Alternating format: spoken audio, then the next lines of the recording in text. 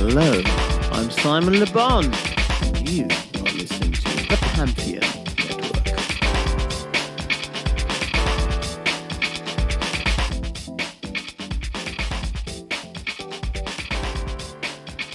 Hey, I'm Nick DiMatteo, and welcome to Season 7, Episode 6 of Music is Not a Genre, MXG. I'm going to teach the guests those hand gestures, maybe. Thank you, as always, for watching and listening. And yes, there is a guest today. It is interview edition number 38, and I'm very excited to have him on. But before we get there, as always, thank you for watching and listening. Listeners, go to youtube.com/@musicisnotagenre. You get a video for every episode of this podcast. Watchers, go to nickdimatteo.com/musicisnotagenre, and you can stream this wherever you listen to podcasts. And of course, everyone, go to patreon.com/musicisnotagenre.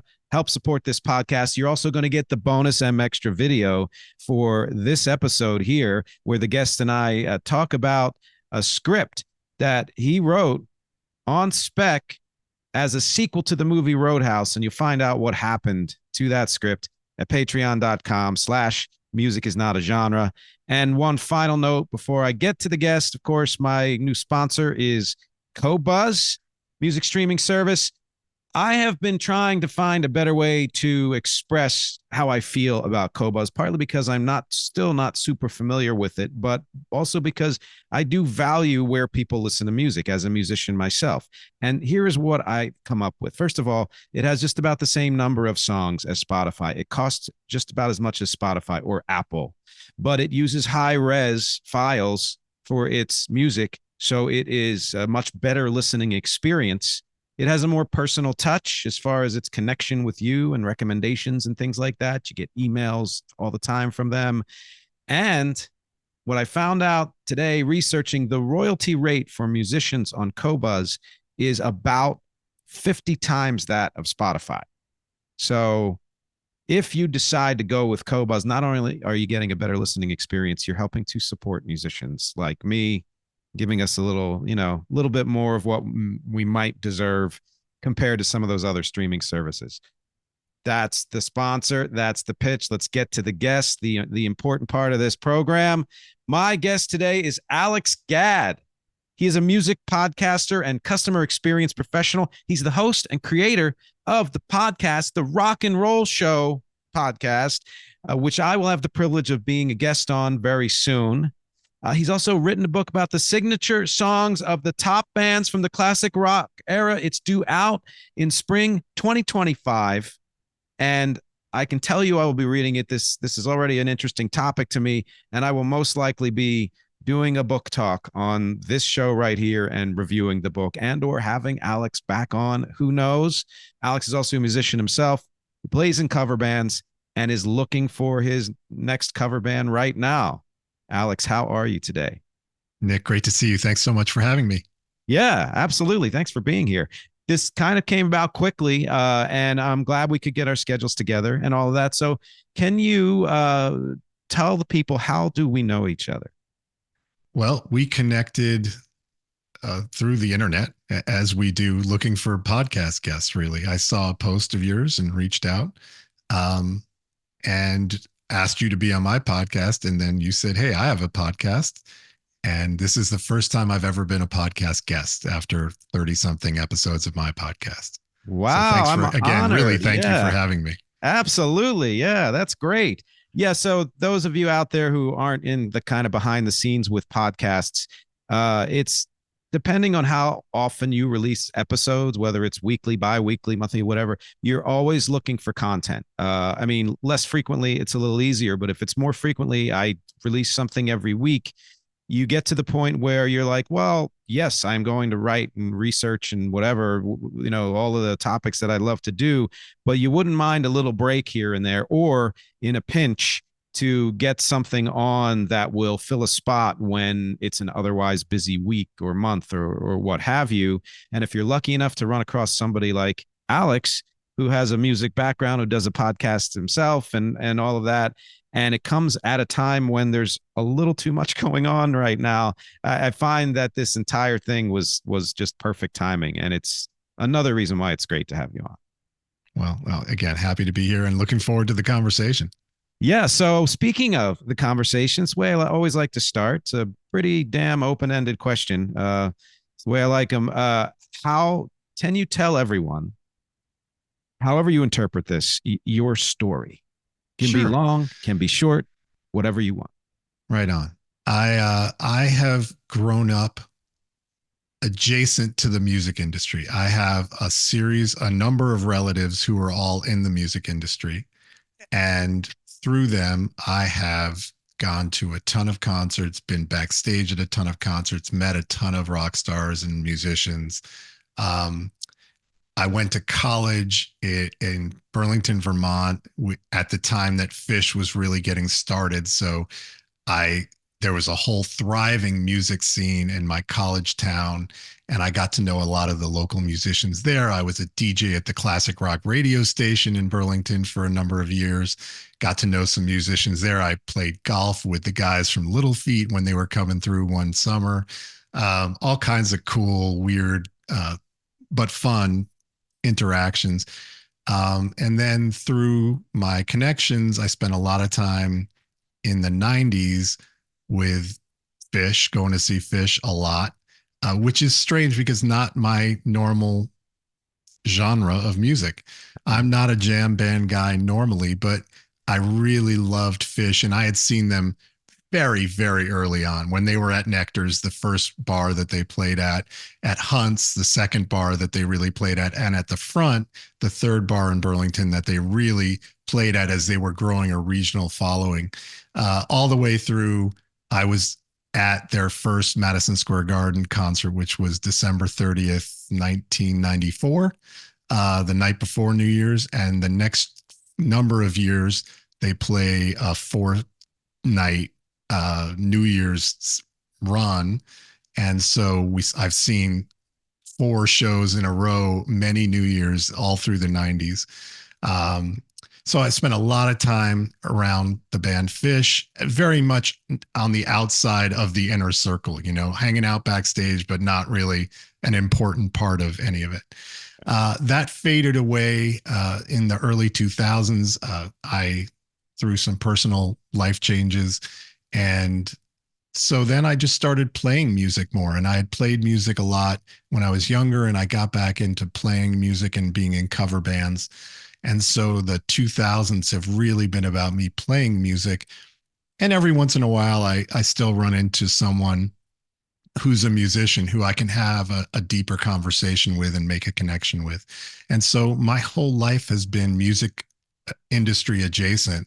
Mm. And so this past year, when I was kind of forced into retirement, I was laid off from a job, and being a little older, having a harder time finding something fulfilling to do next, I said, you know what? I'm going to start a podcast so that I'm not just sitting around. I'm doing something that I love talking about and learning something new. And so I started the Rock and Roll Show podcast. I was amazed that the name, the Rock and Roll Show, was available. I couldn't believe no one was doing a show called the Rock and Roll Show. So I jumped on that. I've trademarked that. I have a podcast, as you said. It's on YouTube, it's on Apple Podcasts, Spotify, and all the normal places people go for their podcasts. Mm-hmm. And we do a number of things, from interview conversations. It started off as an all interview show, but those got long, and people weren't really jumping on every episode that way. So I've mixed it up now, and I do concert reviews and I do top 10 lists. And so it's all out there and keeps it fresh. I hope, for me, it does anyway. And I'm doing some consulting work now in my field. And so I'm here just very grateful and very appreciative of where I've ended up in my life. It's not where I thought I'd be. It's not where I would have dreamed I was going to be when I was 25, but very appreciative of where I am and looking forward to all the things that are coming up. Wow. So many questions, but let's pop with the last one. Where did you dream you would be when you were 25? I don't have one dream. I had a bunch of dreams, but they all led to being CEO of a startup company doing something. The problem was the reason I never achieved that is I never got the something, the aha moment that said, yes, I want to do that. And so I kept working for other people. And ultimately, you hit a point where you become vulnerable when you're working for other people because they can get rid of you if their business isn't going as well as they had hoped it would. So, now I've got my own little startup. It's a podcast, and I'm going to push as hard as I can to make something out of that. But I'm doing consulting work and finding a lot of fulfillment doing that because I get to bring my years of expertise to small startup companies who need that expertise. And it's a great feeling to be able to give back and share those learnings with very smart, people who are really working towards some big dream of theirs, and being able to be a little part of that is very fulfilling. Wow. So you consult for small businesses. That does sound like it's really, it can be very rewarding helping someone with their dream, Yeah. If you find the right people, they have to be driven, but also decent. And sometimes the driven people are morals, excluded. And sometimes they're very wonderful, decent people. And so the good thing about being a consultant is you get to pick and choose your customers. So I pick the good ones, the ones that line up with me and my goals and my way of looking at the world. Does this relate to the job that you had that you were like, doing customer success, customer experience type of work for small companies that have built up their business and now have a running business that is growing, but haven't thought about the service fulfillment end of it and how do you maintain the relationships you've built, because that is universally been found to be a much cheaper way to grow by continuing to do business with your existing customers than it is to try to continually acquire new customers. That churn is very expensive, whereas maintaining relationships with your existing customer base and continuing to make sure that they're getting value from your services so that they'll keep buying your services over time is a much more cost-effective way to grow a business. And so that's what I'm out there trying to help with. I've heard that advice before. I feel like I'm got a consultant, working for me right now. That was really, it's good, but it's good for anyone to know who's really doing anything to work with that core audience or core set of customers. That's right. I mean, you have to learn, you have to add new people in, but you try to do it without losing your existing base. And it is hard. Bands especially have a hard time with this. Bands are the perfect example of the type of business that isn't good at that. Because for a band to grow, they have to change. And the early fans of a band that evolves tend to get a little sticky about, well, you're not doing the things that I loved you doing. And so this stinks. You've abandoned us. You've forgotten what your roots are. Yep.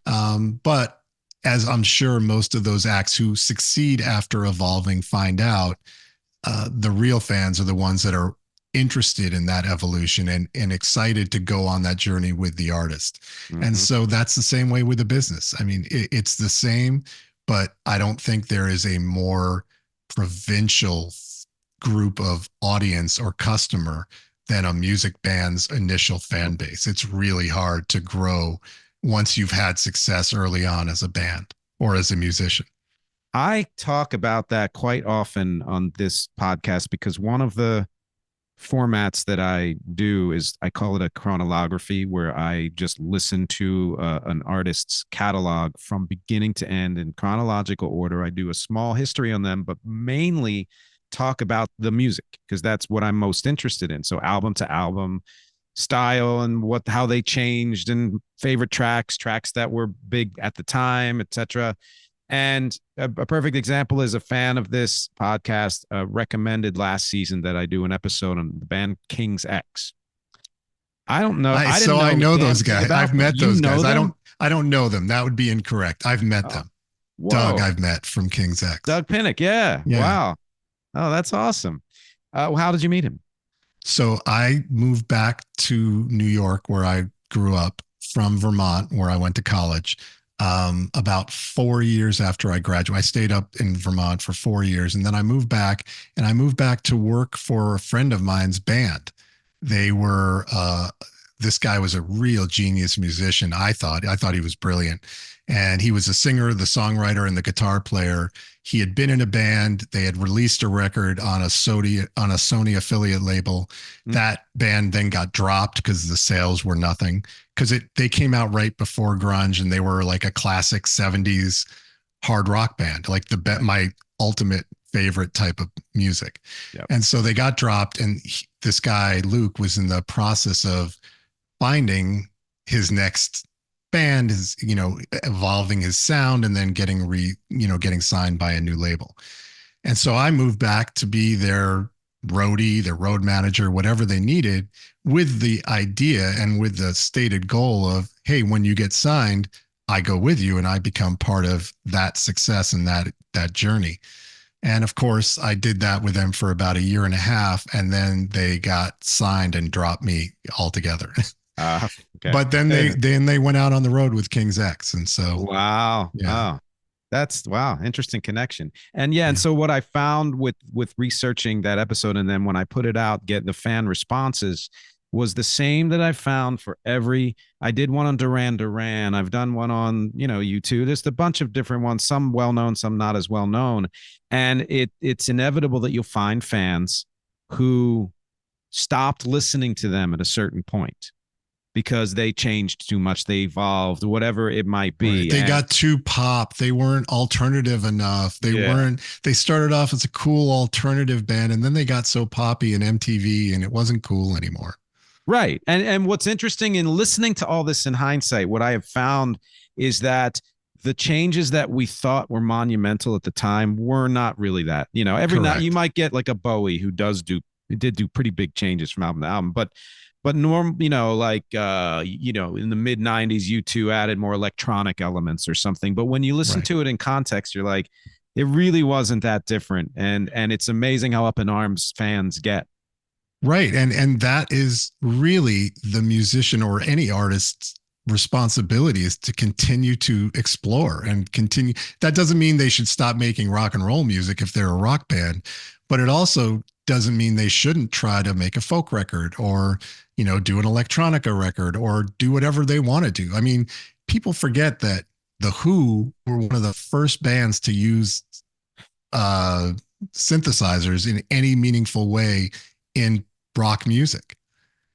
But they introduced synthesizer music. I mean, if you listen to the early '70s stuff, Pete Townsend was already playing with synthesizers way before most other people were. Like Won't Get Fooled Again with that. Right. God, exactly. All those intros are synthesizers, just loops that he's making. And then the band plays over it just the way they used to, but now there's a synthesizer loop behind it. Right.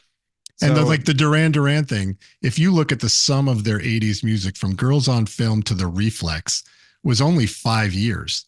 And the sound today is exactly the same to me. Like those two songs could have been made a week apart. Yeah. But at the time it was radically different. Just what you're saying. Right. Well, slightly different production values or something. A little higher gloss, in the mid '80s. And then they did Ordinary World in the '90s. And that's a whole different band, but another big it makes sense. Like they were just following their own muse, and that's how it should be. It should be. And by the way, on that note, I clocked, I think, my favorite album, and it's usually a surprise to me because any band with a long history, you're like, oh, I thought it would be, the what was the album that had Hungry Like the Wolf or something like that? Yeah, Rio. Yeah. But it was an album from the 90s called Medazzaland. I loved it. And most Duran Duran fans, like, no, that's when I left them. Whatever. And I was like, but they were trying something different. I have an episode planned this year that I'm calling The Amalgam Effect, which is most of my favorite artists have never stopped listening to music. They found influences year after decade after whatever from different sources, and that informed the music that they made so that they could still maintain their kind of core of why they started, but they evolved by adding new elements. And I love that. And I think bands that last that long, whether it's King's X, Duran Duran, or The Who, they all do that. Mm-hmm. Agreed. Yeah. So I want to get I want to get to your podcast because that's gonna, but and we're coming up in a few minutes on our break, on our mid break.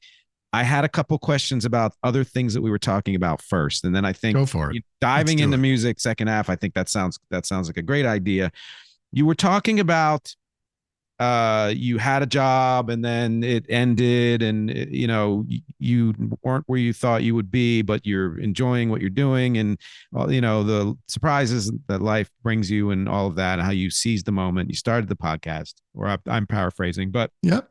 You I got can it. tell you, okay, good, that I was laid off from a long-term job about 6.5 years ago, and attempted to get a similar job for a couple of years.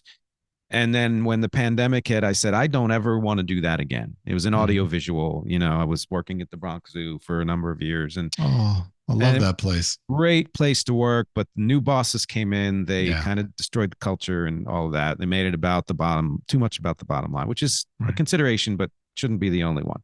And Correct. so I decided, unlike my wife, who we have this conversation all the time, she's so talented in so many ways, great photographer, does music herself, but has never been able to say, this is the thing that I want to do with my life.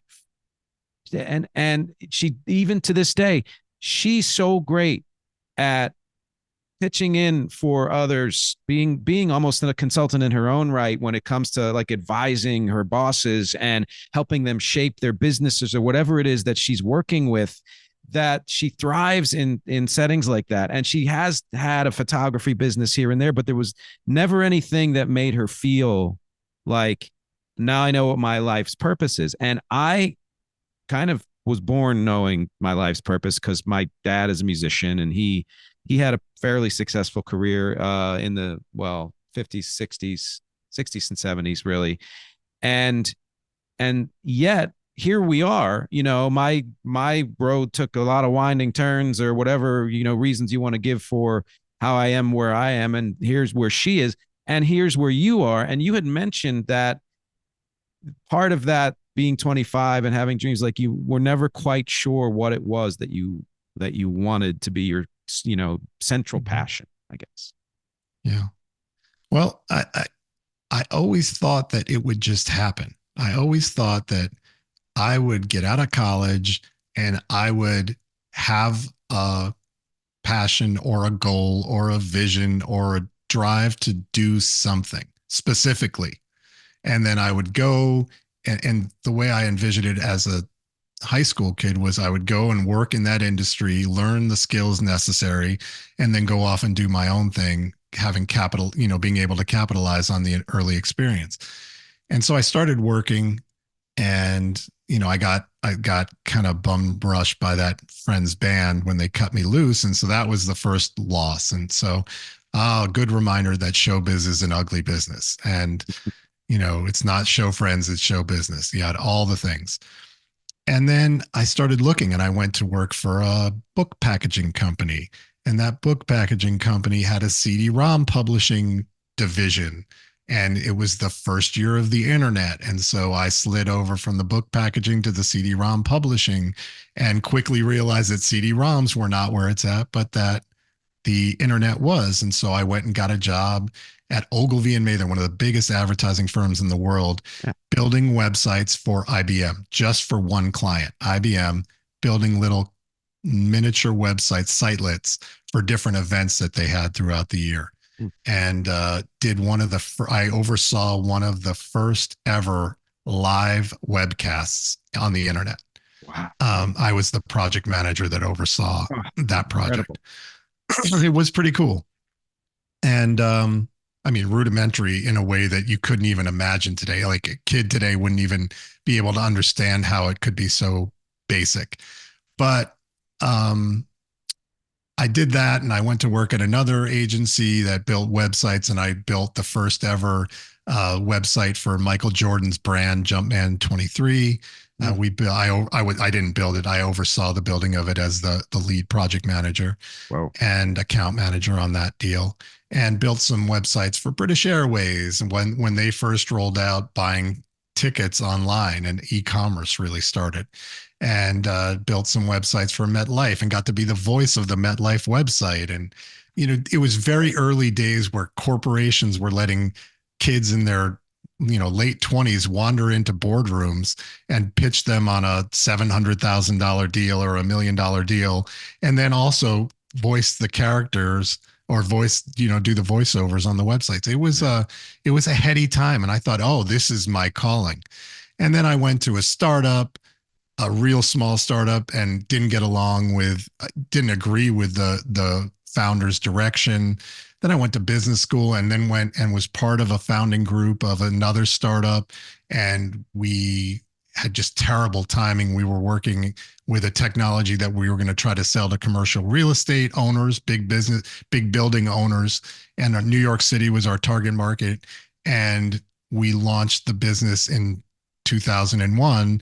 And then September 11th happened, which was such a massive tragedy that, rightfully so, all of New York really shut down and refocused priorities and refocused where dollars were spent. But that ultimately destroyed our business, and we had to sell the technology for pennies on the dollar a year and a half later. And so, and entrepreneurs say this all the time, you have to fail. I know we have to take a break, but you have to fail in order to grow and succeed. So I kept taking the failures, and I never found the success. And so here I am. Well, I mean, I could give a similar story. Interesting that trajectories can be so similar when the start is so different. Yeah. I think taking that kind of journey and not knowing where your life is going is something that everybody can relate to. It doesn't really matter what profession you're in, or apparently whether you know or don't know how early or late in your career where you want it to go. For most people, those kinds of near misses and winding turns and all of that are going to happen. And that, to me, is what makes it so important to spend as much time as you can doing something that you feel is meaningful to you, or that you love, or that it has some purpose, even if it's not a central purpose, but that you're spending the time that you have in your work life, at least, the way you want to. Yeah. Yeah. And I think that's a great place to stop here. You can all think about that philosophy, and we'll take a break for the quick mid-roll, and we will be right back with Alex Gadd. Hey, thanks for checking out this episode of Music is Not a Genre. If you'd like to learn more about this podcast, if you'd like to learn more about the music I do with my band Rec, or any other projects, or anything else about me, go to nickdematteo.com. That's Nick, DEMATTEO.com. And everything is there. There's even a link to a merch store where you can get t-shirts and mugs and hats and totes and notebooks and so many other things. I'm always adding new products there. Great way to support the podcast. And finally, go to patreon.com/music is not a genre if you really like to show your support. My fans and lovely family there get exclusives and other perks and early releases, and they get to suggest topics for future podcasts as well. Thanks for listening to the mid-roll. Now back to the show. All right, we are back with Alex Gadd, and we talked about a lot already, and have mentioned the podcast, the Rock and Roll Show podcast, and the book, and a few things about music. I'd like to spend a large portion of the second half of this interview talking about those things. So to kick it off, tell everyone about the Rock and Roll Show podcast. Sure. Love to. So, as I said, I started it in February. Our first episode may have been in early March. And I originally envisioned it as a conversation every week. As you noted, I want to get out content every week. Originally, they were going to all be interviews, and I had written out a list of 20 or so questions that I spent a lot of time ordering so that it would try to naturally lead through a conversation. But they were all about a person's experiences with live music. What was the first show they saw? What was the best show they saw, the worst show they saw? What was their favorite venue, the least favorite venue, the longest they traveled to go see a show? All kinds of things, but all about live music. Because I was told from all the research I did about starting a podcast, you got to find a niche and stay in that niche so that people know what they're getting from you. And I had always used that kind of a conversation as a team leader. As you know, I'd managed teams for years and years. And when I would come into a new company and inherit a new team, we'd sit down and I would go around the room and have everyone talk about their first concert and their favorite concert. And that I find is a pretty compelling way to get to know someone in a very short amount of time. So that was the spark of an idea that I turned into a podcast. But as I said, after about 6 episodes, I had, not gotten anyone famous. Obviously, you're not going to get people famous. So I asked all my friends to do it. And so we ended up having the same kinds of conversations. Not that any of them were bad, but listeners, the few listeners that I had, were starting to give me feedback along the lines of, this is a lot of time invested for basically the same conversation every week. So there are different specific answers, but we get the point.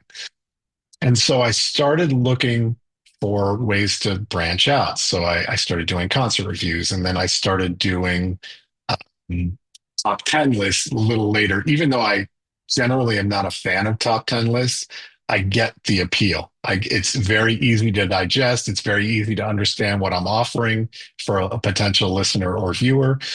So I've done a couple of those. In fact, I'm just releasing one this afternoon, the top 10 Halloween songs in rock and roll.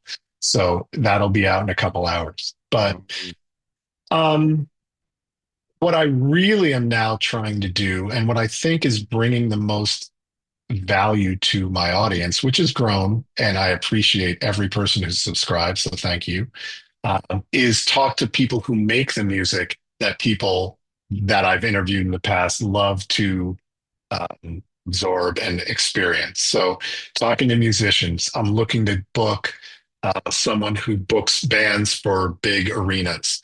I'm looking to talk to music producers. I talked to one guy who's a friend of mine's son who lives in Nashville, is a musician, is a producer. That was one of my favorite episodes. It didn't get, I thought it would get a little bit bigger response initially, but that guy is busy doing other things, so he didn't really have time to promote it a lot. Yeah. But that was the kind of episode that I'm looking for, so that we can have people tell us as music fans their experiences with making the music that we become fans of. So I'm mixing all of those things in. When you're on my podcast, that's what I'm going to focus some of our conversation on. And so that's the show. And so every week it kind of rotates through. The biggest response I've gotten by far so far has been to my concert reviews. And that's primarily because I seem to have really, really upset the militant wing of the ELO fan club when I gave an incredibly generous review of Jeff Lynne's ELO, their last night at Madison Square Garden at the end of their tour a couple of months ago. I don't think I could have been more complimentary about something that was just okay. Right. I sought out every way to be complimentary because I recognize the guy's older. This music hasn't really been played out live a lot in the last 40 years. And it's not really in the forefront of most music fans' playlists these days. Right. Although one or two songs certainly might be. And I probably used a little too much snark in some of those compliments. But boy, did I fire up the group that really thinks that Jeff Lynne is the smartest and best musician on the planet and a total genius, and there's no one better. And how dare you suggest that his music is the least bit bland? And what do you know? You must know nothing about music if you didn't think that ELO still had any fans. And my answer was, and my comment in the podcast episode was, I'm amazed that they were able to sell most of the tickets for 2 nights at Madison Square Garden, because I'm amazed there's anyone who still listens to ELO that would buy a ticket to them, because they haven't been around much for the last 40 years. They really stopped being a band in 1985. They got back together a couple times, made a couple of very mediocre records that no one bought, no one listened to except ELO fans. Yeah. Every band has those type of fans. I'm giving a review as a general music lover.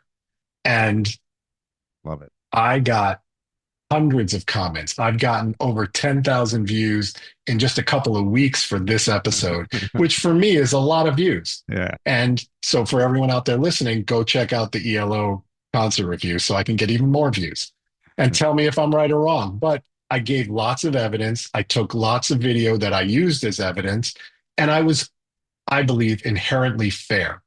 I called it like I saw it, but I also stated these are my opinions. Everyone's has the right to their opinions. It's music. It's not science. It's not math.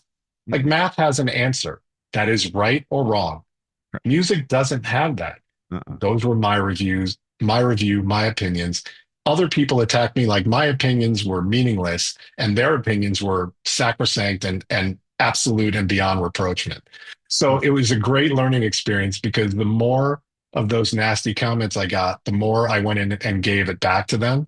And that spurred on yet another cycle of people getting all up in arms and more views. And so thank you, militant wing of the ELO fan club. I appreciate you.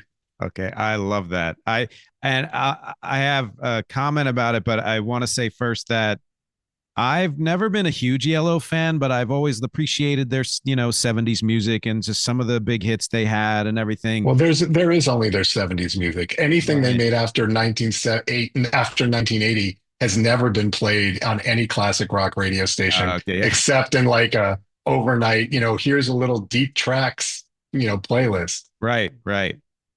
But as far as Jeff Lynne goes, I did a series. It was a 9 or 10 part series on the Beatles, and I kind of had my own angle on it, whatever. And when I got to the point where it was the 90s and even the late 80s, and they were working individually and together with Jeff Lynne and all of that, I said, I do not like him as a producer. I just don't find that his approach to production is very interesting to me. Right. And there were some Beatles fans a few that agreed, but then some just went absolutely nuts. Like, how dare you say that about Jeff Lynne? He saved the like George Harrison or whatever else it was. I'm like, no, it's an opinion. Right. I had the same thing where for me, Tom Petty did Full Moon Fever with him. And that was their first time working together. Yeah. And then quickly after that, 2 years maybe or 3 years after that, he did a whole Tom Petty and the Heartbreakers record, which was, I can't even remember the name of it, but it was a painting of like a bucolic country village setting on the front of the album cover. And I thought those were two of the lamest Tom Petty albums, where if you compare it to Wildflowers, produced by Rick Rubin, you get Tom Petty's magnum opus. Like his greatest work was a solo record with the whole band still playing with him, with Rick Rubin. And that is great production, great songs that sound like Tom Petty and the Heartbreakers. They're a little bit of grit, a little edge. The problem I have with Jeff Lynne, why I called him bland generally, is that everything is so polished, so smooth that to my ears, I don't like it. Doesn't mean there's no value in it, and doesn't mean there are millions of people that love it, because they should and do. But that's where an opinion turns into like, I think in our country and maybe in the world, people just think that their opinions, have to be right and others have to be wrong, instead of, hey, it's cool that there's a different opinion. Let me think about it. You know what I would do? And when people criticize Springsteen or the Stones, who are my touchstones, those are my favorite bands. When people criticize them, I go and listen to what they're criticizing, trying to hear what they're talking about. Sometimes I hear it, sometimes I don't. But being open, loving a band is a purely emotional thing, I believe. Loving a band, liking their music can be less emotional, can be more like, oh, it catches my ear that way, so I like it. There are plenty of bands I like. There are plenty of ELO songs I like. Right. I wouldn't go to the grave saying, if I was stuck on a desert island, they're going to be one of the 10 singles that I bring with me to play on a 45 record player. But, there's some good ELO songs. It's just his level of production is so glossy and so, in my opinion, overproduced. Yeah. Whereas I like a little more grit. I like a little more warmth. I like a little more resonance. I don't like everything to be compressed and, super slick. And so that's my opinion. I wish Jeff Lynne nothing but the best. He was standing there. He could barely move. His voice was kind of shot. He still did a great job. because he had a good band with him and they had great visuals. And so the whole show, totally entertaining, totally worth my concert dollar. The Okay. music itself, but I went in thinking it was you know, Yeah. Yeah. Right. and that's okay. It's fine. There are plenty of people who wouldn't even go to see Yellow because they don't like him that much. I That's want to true. see it all. I want to see it all. I want to experience as much music as I can. I absolutely love that. I love it because you're right. It's emotional, it's subjective. You can be at the tier where you're a rabid fan, you love them, you love everything they do. You can be a like, or I only like this era or this song Right. or whatever. Or you can just appreciate and respect them as artists and not really like really anything they do, but know that that's an opinion and not a judgment. Or you can not like it at all and be like, I don't even think it's good. And that's still an opinion, but you're way down the list of, love to hate. And Right. yet you're open still to saying, well, I want to experience all of it because there is value in that. You never know what you'll Sure. hear or learn or how it informs other ways you listen to not just that artist, but other artists. It's a great way to approach music. Yeah. And being around music my whole life, that's the only way I could think of it. Like I would never think that music is bad. There's music I don't like and I would choose not to listen to. Mm-hmm. I mean, I was talking on my current podcast episode that's about to go live, top 10 Halloween songs. I talk about the band Misfits. They are the classic Halloween band to me. Like there is no band more meant for Halloween than Misfits. I can't stand listening to their music. Their music sounds so rudimentary. It's hard to hear. Glenn Danzig is not a good singer. He's a way better singer in Danzig than he Danzig. is in the Yeah, Misfits. true. Way better. I really like Danzig music much more than Misfits, but Yeah. I love the Misfits attitude. I think they are one of the greatest bands ever, not because I like their music, but I like everything they did for music. They pushed punk and heavy metal together early on Mm. when punk was really just starting to happen and almost over at the same time, interestingly. Hmm. Punk really was a very short period where it was transcendent. Yeah. But they took it and they took early heavy metal and they made something fantastic. And bands like Metallica and Megadeth came out of what the Misfits started, or Misfits. Right. So there's something to be appreciated. Like Alice Cooper is on my list. Again, a Halloween band if there ever was one. Yeah. He's not a great singer by any means, Uh, but he writes really smart, witty songs and he has great presentation. And he took like Screaming Jay Hawkins, he took that to 11, 10 or 15 years later and perfected shock rock. And so I love Alice Cooper. right. Do I love all of his songs? Not at all. Do I love Schools Out and Under My Wheels and some of the classic Mhm. songs that I've grown up listening to? Hell yeah, they're great Yeah. songs. Is he the greatest singer? No. Yeah. And you know what? His 80s heavy metal, kind of glossy metal into the early 90s was pretty good for that genre of music.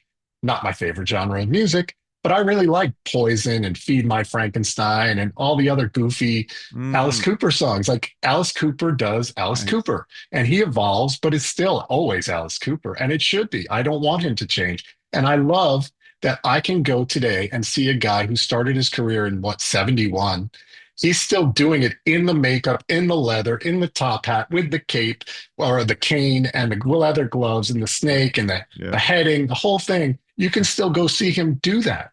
Uh, That is a gift for music fans who don't have to like it. yep. It's, Yep. but that's what's important to me about music is that music ties, and this, you didn't ask the question, but this is all about the love of music, right? For me. And it Mhm. sounds like for you too. Yep. Music ties me to places in my life, people in my life. And then there's another level that's just about the history. I like the Stones. So I need to know everything I can about Chuck Berry. And in order to know everything I can about Chuck Berry, I need to know everything going back to Robert Johnson so Mhm. that I can clearly understand the through line that gets the Rolling Stones. And it's not just Chuck Berry. I don't mean to pretend that it's No, just no, Chuck Berry, sure. but I'm using that as an example. Yeah. The Rolling Stones, and then everything the Rolling Stones did has changed music forever. I mean, they introduced drop G tuning and drop D tuning to rock and roll. And they didn't do drop D, but he does drop G tuning. And and then you get the Black Crowes 25 years later, Yep. and you get to see the through line of all these things. And now there are bands out there, uh, Dirty Honey and the Struts, and they're really just doing the Stones, and Yep. they're great. Yep. But their through line back to the Stones is so clear. And Springsteen owes a lot to the Stones. Yeah. So, there's so many branches. And so to me, all the music that I love has so much information about it. And I like learning more about the information and assimilating it and trying to digest it all and understand it, because that gives me a whole nother layer of passion for listening to a song that I've heard 1,000 times. That gives me pleasure hearing something that otherwise might make me want to stick a pencil in my ear and never hear it again. Right. I still can get joy from hearing Sympathy for the Devil or, Born to Run, even though, I've heard them literally millions, maybe a million times. Obviously not actually a million times. Not literally, yeah. What did you think of the recent Stones album? I loved it. And love is a strong word, but given the last 4 studio records that they put out, it was so much better. Yep. That while it doesn't come anywhere close to the greatest run of 4 records in history of any band, which they put out from 68 to 72, comes nowhere near that. But that's an opinion, by the way. Yep. But Hackney Diamonds is a great record for the Stones when they're 80. Yeah. They're 80 and they put out a really above average rock and roll record. So Rolling Stones, history, legacy. I have only one tattoo. It's a Rolling Stones logo. Like, I love the Rolling Stones. That's awesome. So they have a history, they have a legacy, they have influence, they have staying power. I've seen them 7 or 8 times, like throughout the years, going back to 1981. So I'm not a super fan where I travel all over the country, but I see as many tours as I can. Yeah. I saw this show. I was gobsmacked by how good it was. And my review episode is one of my best review episodes because it's pure unadulterated fandom, but I'm not making any of it up. I don't have to gloss it over. I have videos to back up what I'm saying of the different performances. It was wonderful. And it made me feel so good that I get to see them one more time. And if I get to see them one more time, I'll even be happier. Feel even better. Yeah. See, this kind of conversation, first of all, I thrive on it. And it's something that I think we have a similar level of passion for music. I mean, I can feel it just bleeding through the camera and everything you say, and it makes me want to, I'll clean up later. Yeah. It makes me want to absorb your podcast, like as much of it as I can. And you talked about, you had started just doing interviews and then you branched out and everything. And you're supposed to have like the one thing that makes you, I have found through, I think I've done maybe 240, 250 episodes or something, that after the first few seasons, when I allowed myself to interject not just my knowledge, but my passion, my opinions, and couch them as opinions and say, that's me, but explain them why I believe that and everything, that I look back on that and realize that all other than my title, which I stumbled on and feel pretty lucky about, because it does define not just how I think about music, but the music that I do as well. My voice came through in a way that defined the show itself. So it doesn't matter if I'm interviewing somebody, if I'm talking about a band, if I'm reviewing a book or whatever it might be, it is the voice, the most you can be, that is really the core of the show itself. Mm-hmm. And you're already you're showing that, in this interview. Oh, thank you. That's quite a compliment. Thank you. Yeah, no, absolutely. And by the way, for those of you out there, the top 10 Halloween bands, you said? Songs will be this episode, as you already know, if you're watching or listening, debuted the first week of November. So that episode of Rock and Roll Show podcast will already be out. Look for it. Yeah, for sure. And back to the Stones really quick because I want to segue into something else about you, and that is that I'm in other than my original band, I'm in several cover bands, and one of the bands is a band that's strictly well started out as strictly Beatles, but we've branched out to other 60s and 70s. We've even gone through into the 90s and 2000s when the client asks for it. One of the songs we covered this year, I guess it was, a few times was "Angry" from Yeah. Hackney Diamonds. That's a great tune, man. Yeah. That could stand up in the in the second 10 of a top 20 Rolling Stone song. Yeah. That's somewhere Like in a the start me between up kind 11 of. and 20. Yeah. Yeah, I mean, Yeah. I'm not a fan of Start Me Up at all. Um, because I feel like that song is kind of played out. That song Well, hasn't it is. Yeah. aged well for me, Yeah. but every other Stone song has. I mean, and Right. Angry has such a cool vibe. I Oh, love it. And it's so amazing. traditional Stones while sounding fresh. They're Right. so good. Yeah. They're so Yeah. good. It They're really, just so good, yeah. man. It's so great. When you're the best, it's a lot easier to put out good stuff. What's shocking is that they put out so much mediocre stuff sometimes. Like when Yeah. you're that good, I don't get how they put out How so did you much get there? mediocre Right. stuff, God, that's true. That is so you true. know? So speaking of cover bands, you say that you're a cover band musician. What do you play? I play guitar. Okay. I have a couple more, but those are my two favorites. Excellent. Yeah. And I do some singing, but as you can hear from my voice, I do like the Springsteen, Seeger, Leonard Skinner stuff, the more gravelly Excellent. stuff. That's Yeah. great. That's great. Yeah. And so you say you are looking for a band now, is that right? Yeah. I just moved to Connecticut from New Jersey, and my kids are out of the house, and, I am looking for a new cover band and get started. My last cover band was 12 years ago. It Okay. was called Les Nessman.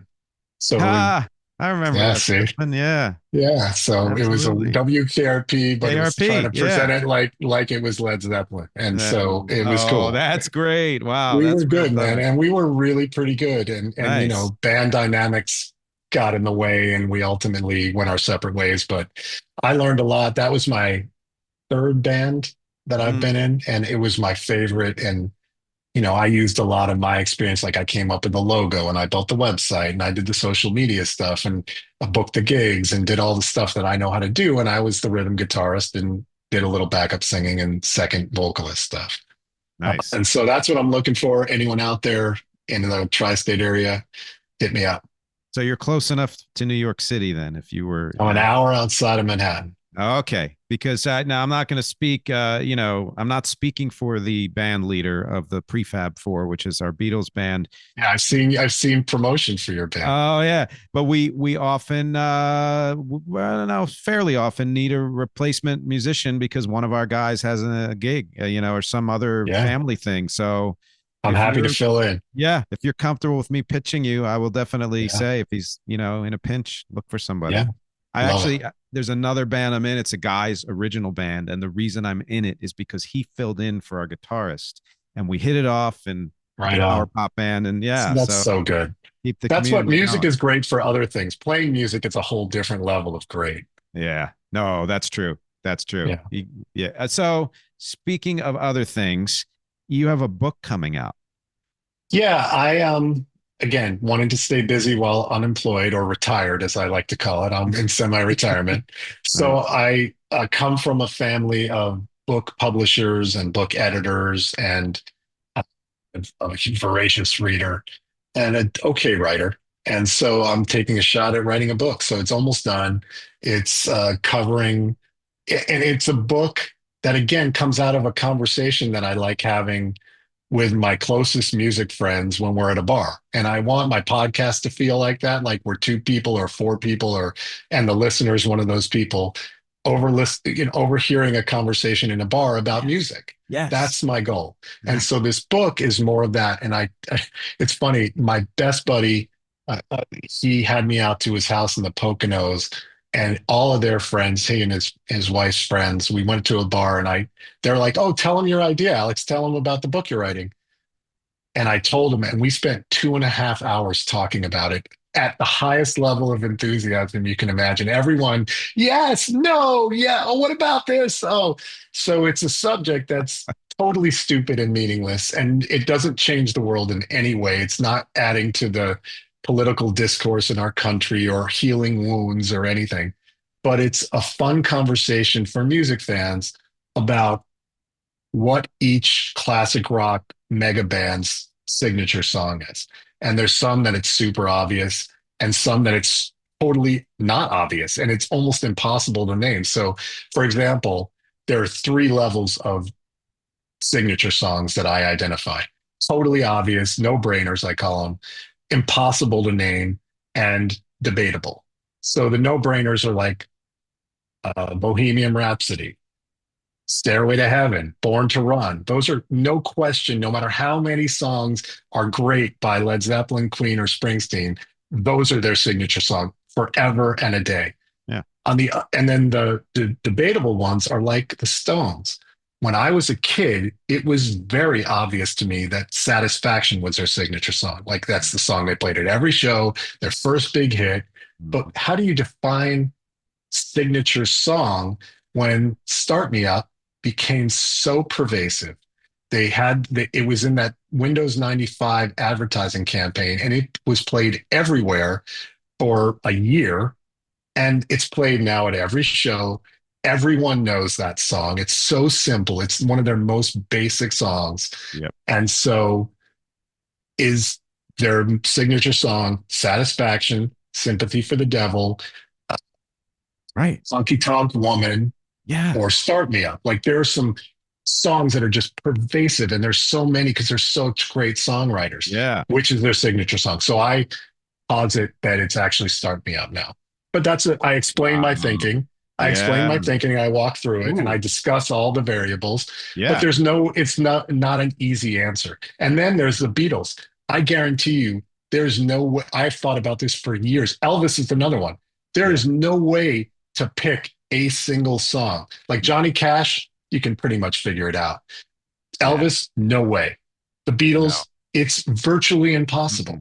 Mm-mm. They have so many great songs, all that are at the same level of great that it's impossible to name one for me. Now, someone out there might be like, "Oh, come on, what are you talking about? It's Hey Jude," but really.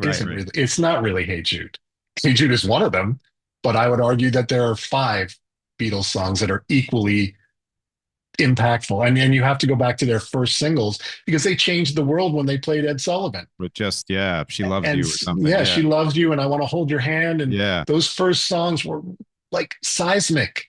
So those are the 3 tiers of bands. So you knock out the easy ones first. You do Queen and Zeppelin and Springsteen or Boston. Not that I even included Boston, but Boston.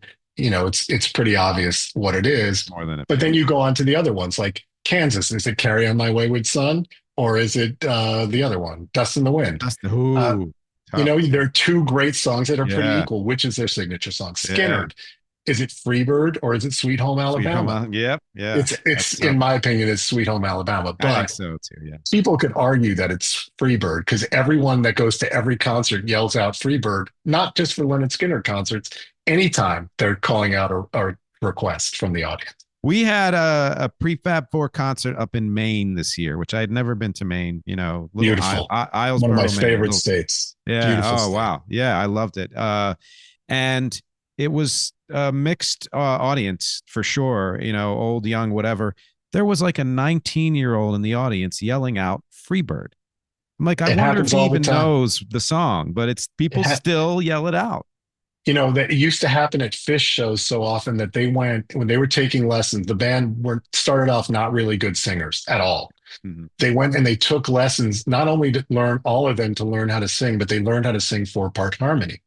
And so they learned how to sing Freebird in 4-part harmony to answer people who were yelling out Freebird at every one of their concerts. Now occasionally someone yells out Freebird and they'll step to the front of the stage with only one vocal microphone and sing a cappella Freebird. They don't do it anymore. They used to do it a lot. I don't know if they still do that, but they used to do it a lot is a strong word. They used to do it a couple times a year. That's incredible. I love that. Yeah.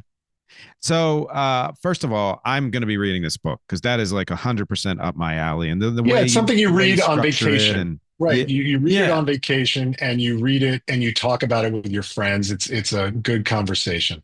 Yeah. Yeah, and based on what you're telling me, I'm probably gonna put it on this show because yeah, it's not it's a topic I would do if I were doing that kind of intense research and really the reason giving reasoning behind the songs and everything. Like Yeah. I'm excited to see it when it comes out. Well, Spring thank you. 2025, everybody. Yeah, let's do it. Let's do it.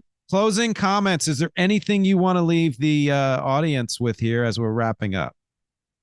If you would go and check out my podcast, and if you like it, subscribe to it, give it a like, leave a comment, tell me what you like and don't like. I would forever be grateful. And other than that, go out and see live music because life is short. Get those Yes. concert tickets. Yes. My band Rec has a gig November 13th. So there it is. Check the website there. LIC Bar in Long Island City, New York. So all right. But yeah, and I've seen a lot of live music this year, more than I have in recent years, and I was excited about that too.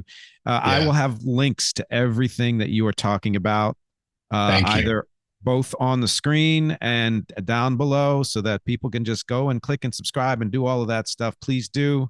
It was a real pleasure speaking to you today. Oh man, thank you so much for having me. I appreciate it very much. And thanks to all your listeners for listening. Absolutely. Yeah. Thank you for being here and sharing everything you've shared with us. And I have to say it again, please go out and explore everything about Alex Gadd and what he does. And thank you all for watching and listening. As always, my objectives here are music, conversation, and connection. And I will talk to you next week.